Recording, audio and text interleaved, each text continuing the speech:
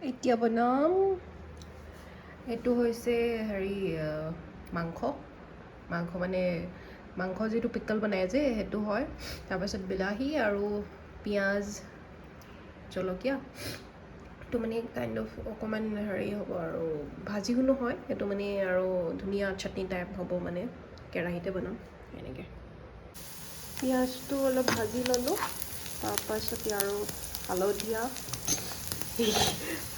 নহয় হালধি আৰু অকণমান ৰঙা গুড়ি জলকীয়া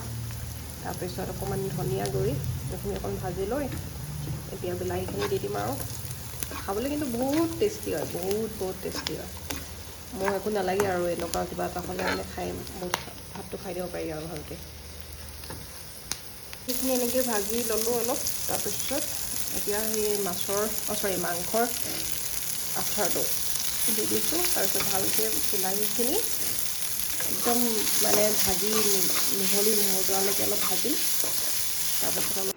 হৈ গ'ল ৰেডি লাষ্টত একদম পানী লাগিছে আদা ৰচুনৰ অলপ পেষ্ট দি দিলেই হ'ল আৰু এতিয়া কৰিম বইল দাল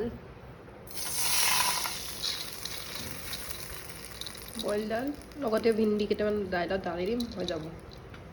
বইল দাইল ৰেডি ভেন্দি দি দিলোঁ আৰু ধনিয়া তাৰপিছত আৰু অলম'ষ্ট ৰেডি হৈ গৈছে ফাইনেলি খাব লৈছোঁ আৰু